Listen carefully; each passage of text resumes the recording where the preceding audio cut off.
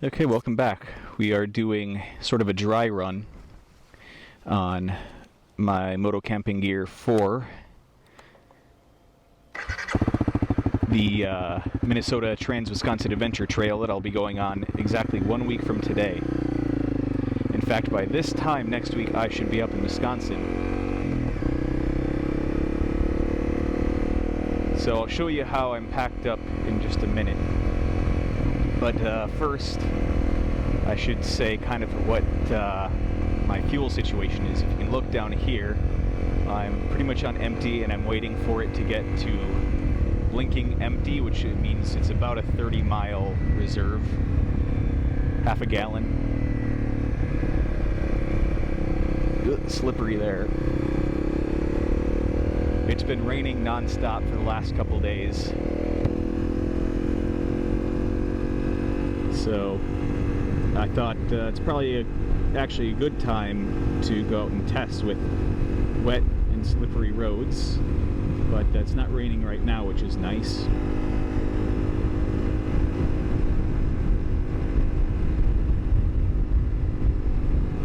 However, more storms are on the way.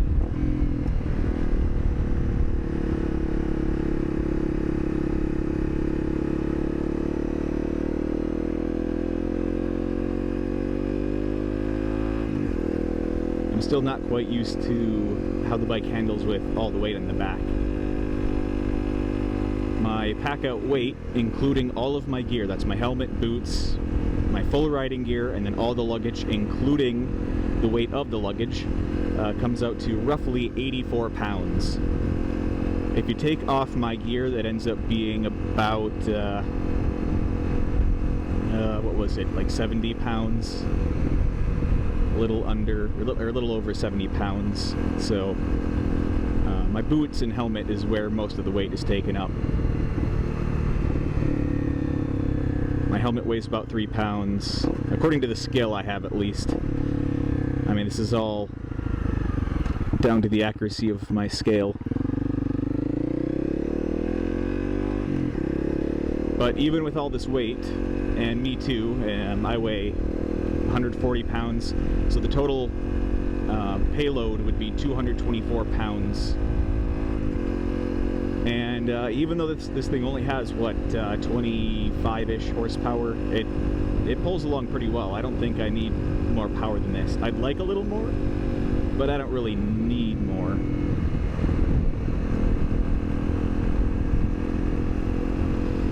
This weight also does count the 2-gallon giant loop fuel bag, which I currently have full, which is why I'm running down to empty, because I want to again practice in the field filling up with the giant loop gas bag.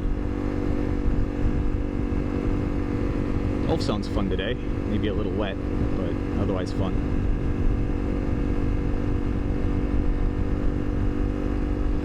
And the giant loop gas bag does officially, I can attest, fit just a little bit over 2 US gallons. I didn't fill it up past 2, but you can, at least I can confidently fill it up 2 gallons, and I'd feel comfortable just blind filling it, you know, just holding the nozzle in the bag carefully and then looking at the readout on the pump. Although I would advise you to watch it at least the first couple times you fill it up. New construction going up here.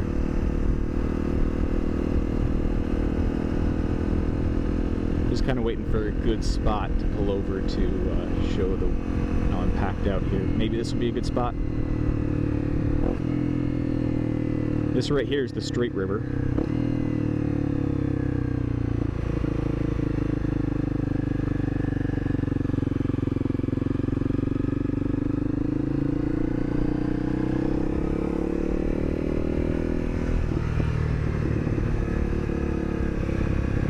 Yeah, I guess this is as good of a spot as any.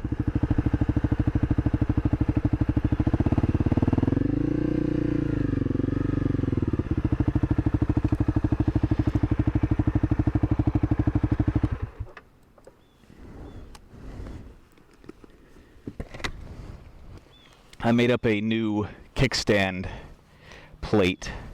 This one's a little bigger than my other one. I figure with all this extra weight, and with it being so rainy recently, I'm definitely going to want a bigger plate. So let's take a look at what we got here. So here's the gas bag. It's full to the brim. I would advise to vent it, like just gently open the cap and let the pressure vent out of it every so often, especially if it's sunny like it is today. Then I've got a, I believe it's a Nemo switchback sleeping pad. I got my sleeping bag and then tent, and then my ground sheets, and then my rain gear, and also my maps and atlases, or atlas pages are in there. In here are my tire tools and the bigger wrenches for like doing the axle nuts, and then in here would be my food and a spare tube and my cooking stove. And on this side is clothing, and then I have my tent poles in here, as well as the big bead breaker lever for doing tires, and then the filler neck for the gas bag. Other than that, then I just got the giant loop Mojave, or giant loop Diablo bag, and then that's pretty much it.